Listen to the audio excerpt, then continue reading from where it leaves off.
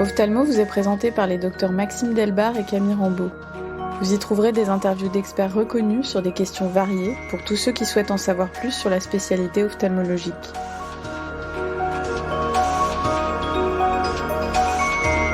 La première photo du fond d'œil chez un humain a été publiée en 1886.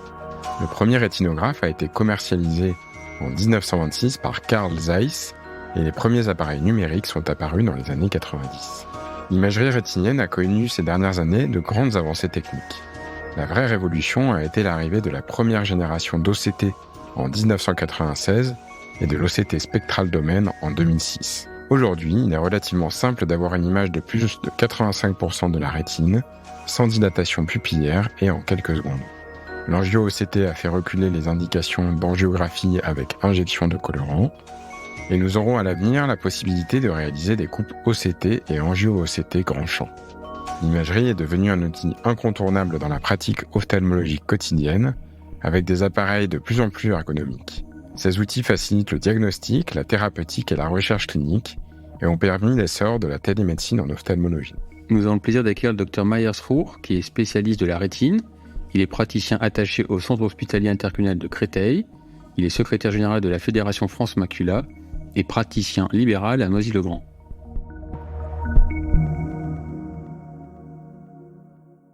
Bonjour Meyer, merci de nous recevoir ici à Noisy-le-Grand. On va commencer par les généralités sur l'imagerie rétinienne.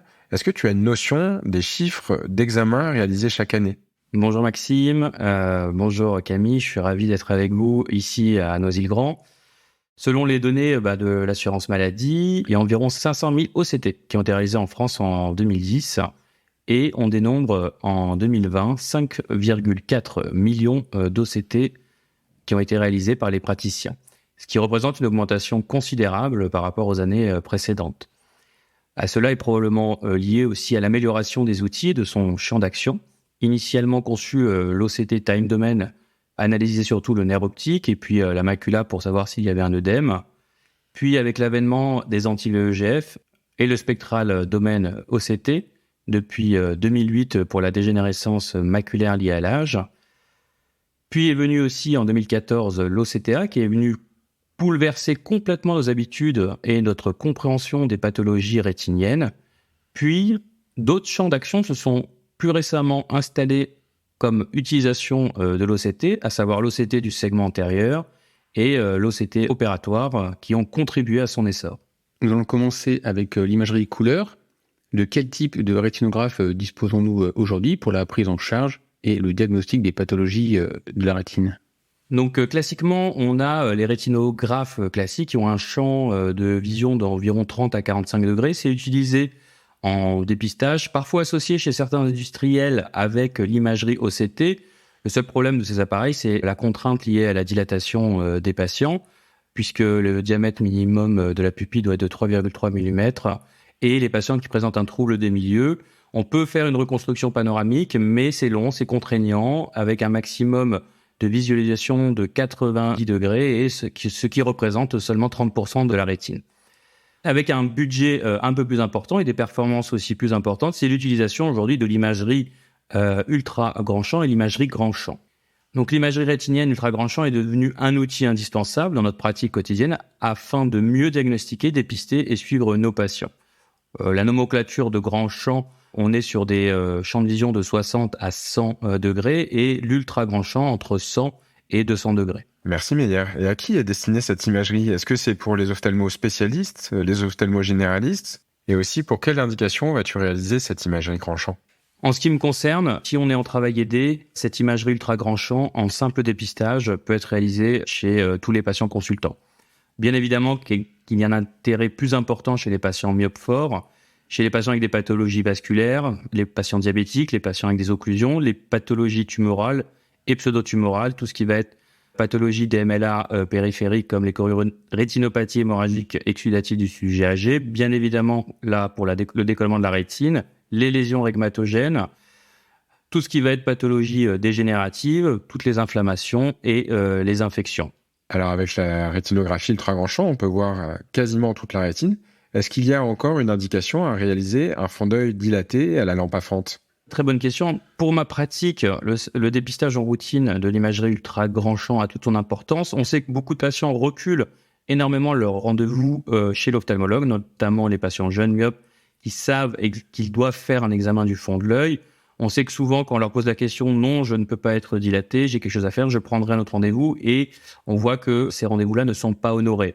On voit aussi, bien évidemment, pour les patients diabétiques qui viennent régulièrement pour des suivis de leur diabète, qu'il y a tout un intérêt, puisque ça reste là encore des patients qui peuvent être jeunes, qui prennent la voiture, et on voit que la couverture de notre imagerie ultra grand champ est très importante, jusqu'à 200 degrés, voire même 220 degrés, en faisant fixer le patient dans les différents champs de la rétine. Merci Maillard. Donc il n'y a que des avantages à utiliser l'ultra grand champ. Est-ce qu'il y a quelques inconvénients ? Donc effectivement, il y a quelques inconvénients qui sont légers par rapport aux bénéfices. On a sur la périphérie de la rétine une certaine distorsion. Donc on appelle ça l'effet planisphère. Donc les lésions périphériques ont l'air effectivement un petit peu plus grandes que ce qu'elles ne sont réellement. On a aussi les cils qui viennent parfois nous embêter sur le champ d'examen. Il faut effectivement parfois tenir la paupière du patient. On a quelques aussi problèmes de colorimétrie par rapport à la réalité de la couleur de ce qui est présent sur le fond de l'œil.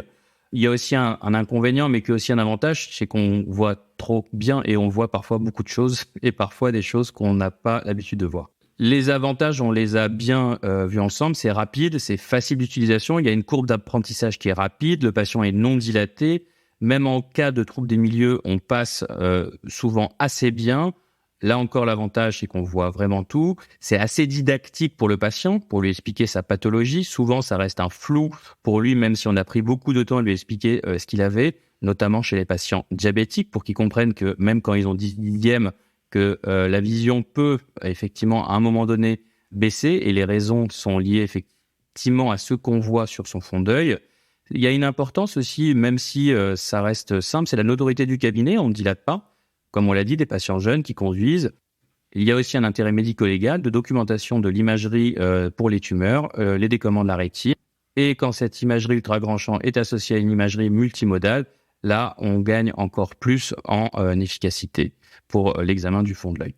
Très rapidement, il y a effectivement quelques industriels, comme le Silverstone de chez Optos, avec un champ de vision de 200 degrés, des couleurs vraies. Leiden, qui aussi donne des champs de vision de 90 à 120 degrés, avec de la reconstruction, comme le Clarus, le Nidec et le Spectralis, qui peuvent là encore aussi, avec des reconstructions, donner des imageries ultra grand champ. On gagne encore en innovation et il y a un regain d'intérêt quand cette imagerie ultra grand champ est associée parfois à un OCT B-scan périphérique, ce qui est le cas pour le Silverstone, pour l'appareil aussi Heidelberg, où on va avoir un petit plus sur tout ce qui va être schisis, avec diagnostic différentiel de décollement de rétine pour tout ce qui est lésions tumorales, les lésions hémorragiques exudatives périphériques et toute l'interface vitréo-rétinienne. Avec l'avènement de l'OCT-angiographie, les données de l'assurance maladie nous montrent que l'angiographie classique est passée en 2014 de 100 000 réalisations à un peu plus de la moitié, à 60 000 réalisations en 2021. Et pour l'ICG de 13 000 réalisé en 2012 à 10 000 en 2020. Mais est-ce qu'il y a encore une indication aujourd'hui à réaliser une angiographie classique à la fluorescéine ou au verre d'indocyanine ? Premièrement, un petit prérequis pour tout ce qui va être angiographie, on sait que, bien évidemment, il faut toujours que la fiche SFO soit signée. Il ne faut pas de contre-indication, tout ce qui va être allergie ou prémédication si allergie, un plateau d'urgence à proximité, la présence en salle de l'adrénaline dans le chariot d'urgence, idéalement une infirmière. Bien évidemment que ça prend beaucoup de temps, mais sa réalisation en ultra grand champ a permis de gagner considérablement du temps avec les appareils de dernière génération. Donc les indications, comme tu m'as posé la question, depuis effectivement l'avènement de l'OCT en 2014, les indications sont devenues très limitées. On sait que si on a un diagnostic posé clinique avec OCTA positif, c'est-à-dire présence et dépistage d'une lésion neovasculaire, on s'arrête là et le diagnostic de DMLA est avéré. Donc si notre examen est non contributif, là évidemment la angiographie à la fluorescine et au verre d'infracyanine garde sa place. Les cas aussi où il y a une mauvaise réponse aux anti-VEGF, notamment les patients avec du matériel ou les patients présentant une vasculopathie polypoïdale. En ce qui concerne les pathologies vasculaires, l'angiographie à la fluorescine recule. Ceci dit, devant un doute au fond de l'œil de la présence d'une rétinopathie proliférante ou d'une forme non proliférante sévère avec un doute ischémique périphérique, l'angiographie à la fluorescine garde toute sa place.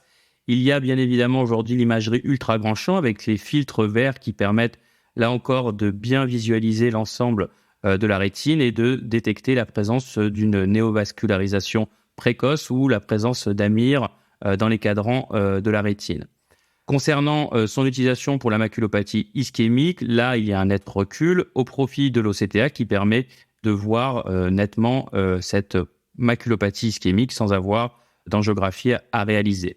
Là où elle garde encore toute sa place pour les pathologies d'occlusion veineuse ou d'hémiocclusion de veines rétiniennes, moins dans les occlusions vénulaires, sauf si il y a un laser ciblé à prévoir, puisque, on le sait, l'imagerie angiographique avec infracyanine est très intéressante pour cibler les œdèmes réfractaires et ces lésions anévrismales ou macroanévrismales qu'on a requalifiées récemment de telles CAPS.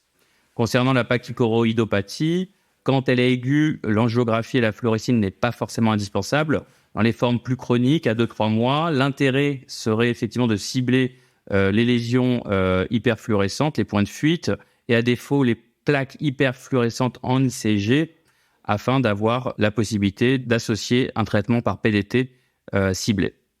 En ce qui concerne la partie tumorale, les mélanomes, les hémangiomes, les pseudo-lésions tumorales de type choriorétinopathie exudative hémorragique, l'intérêt angiographique reste bien évidemment encore indiqué. En ce qui concerne les uvéites postérieures, là encore, l'angiographie à la fluorescine est plus ou moins associée au verre d'infracyanine garde toute sa place. Donc, quelles sont les limites en réalité de l'angiographie ? Les limites résident surtout dans l'interprétation des clichés. En effet, l'enseignement de l'angiographie perd sa place, ses indications sont nettement réduites, limitant la transmission du savoir et parfois même sa qualité de réalisation, dont dépend l'interprétation. Camille, toi, moi, tu sais, on a eu la chance d'avoir un enseignement de qualité à Créteil, dirigé par le professeur Souyed. Et nous allons profiter aussi de rendre hommage à un grand homme, un mentor, un visionnaire. Le monde de la rétine en est là aujourd'hui parce qu'il a été présent. Je veux bien évidemment parler du professeur Gabriel Koskas qui nous a quittés récemment.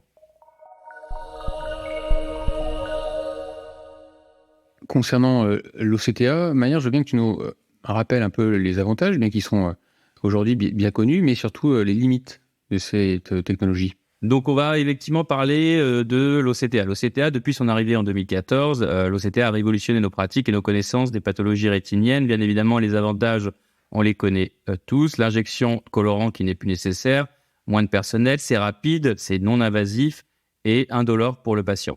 Les limites, bien évidemment, étaient son champ d'acquisition au démarrage qui, bien évidemment, au fil du temps et de l'amélioration des techniques, commence à augmenter. On était sur des champs d'action de 3x3, puis on est passé à 6x6, 9x9, 12x12, et le Plex Elite, aujourd'hui, permet d'avoir des champs d'acquisition de 15x15, et le Canon Xefilio de 23x20. On est donc passé d'une indication de l'OCTA pour ce qui va être la maculopathie diabétique et la DMLA aux pathologies vasculaires avec analyse de la périphérie rétinienne. Les limites étaient aussi liées à la présence des artefacts qui se réduisent considérablement. On a bien évidemment encore des améliorations concernant la segmentation, tout ce qui va être artefact de projection. On voit que l'innovation ne fait que améliorer nos techniques d'utilisation de cette imagerie en OCTA. Il y a un apprentissage nécessaire pour analyser les images obtenues, même si leur acquisition est de plus en plus aisée avec les nouvelles versions et les logiciels. Merci Meillard. Que penses-tu de l'OCT en géographie pour l'exploration de la périphérie rétinienne ? Les progrès de la technologie OCT permettent depuis peu, par des montages et à partir d'acquisitions uniques, d'offrir des zones de balayage beaucoup plus grandes, ouvrant ainsi la voie à l'OCTA grand champ et ultra grand champ. On va donc réussir maintenant à capturer la rétine périphérique jusqu'à l'équateur. L'OCTA en swab source et avec un champ large permet une option d'imagerie peu invasive, haute résolution et qui est prometteuse pour visualiser la rétine périphérique. L'OCTA conventionnellement capture généralement des segments de petite taille, 3x3, 6x6, et plus récemment 8x8. La technologie Swap Source associée aux appareils d'OCTA permet avec le Plex Elite d'aller avec des champs d'acquisition de 15x15 avec des montages de 5 images.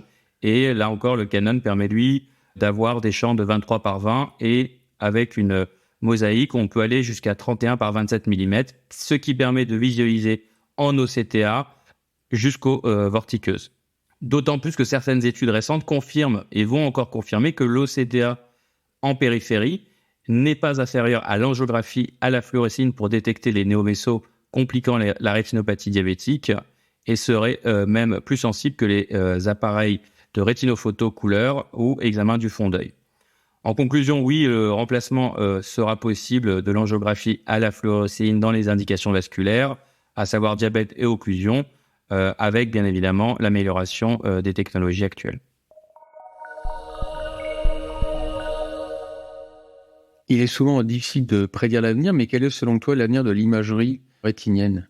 Donc, concernant l'imagerie et l'intelligence artificielle, l'imagerie du futur, ce qui existe aujourd'hui comme solution en France sont des logiciels permettant de détecter la présence ou non sur la rétinophoto du diabète, de la maculopathie liée à l'âge, du glaucome.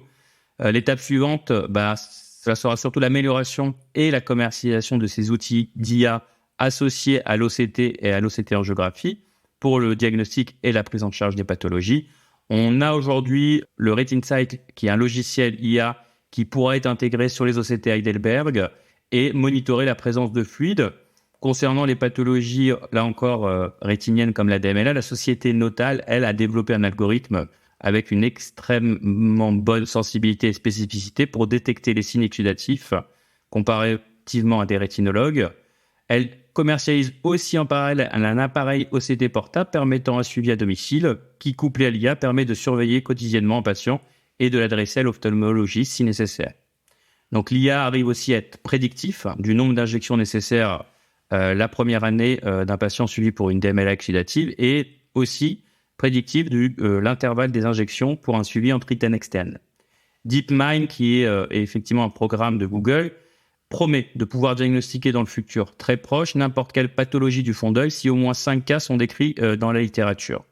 Donc en effet, l'IA commence à intégrer et intégrera probablement très prochainement nos appareils d'imagerie et nos logiciels médicaux afin de nous aider dans la prise en charge. L'étape suivante sera de faire travailler l'IA sur le plan multimodal, rétinophoto, OCT, acuité visuelle, paramètres cliniques, afin de gagner en fiabilité et en efficacité et consacrer finalement plus de temps aux patients à des cas plus sévères. Merci Meyer de cette mise au point sur l'imagerie rétinienne, c'était passionnant. Merci beaucoup Meyer pour ton accueil ici à Noisy-le-Grand. Nous aurons le plaisir de te retrouver à la journée Macula, le jeudi 29 juin en distanciel et le vendredi 30 juin en présentiel à l'hôtel Pullman à Paris. C'est une session qui est présidée par le professeur Souyed. Nous serons ravis de te retrouver à cette occasion. Merci beaucoup Camille et Maxime, c'était un réel plaisir de vous avoir revus. Ça faisait bien longtemps depuis les cours de DES et Camille depuis nos pas ensemble à l'hôpital intercommunal de Créteil et à l'occasion, n'hésitez pas, je suis toujours partant pour refaire ce genre d'expérience. Ophthalmo est disponible sur toutes les plateformes d'écoute. Si l'épisode vous a plu, laissez-nous un avis et partagez-le.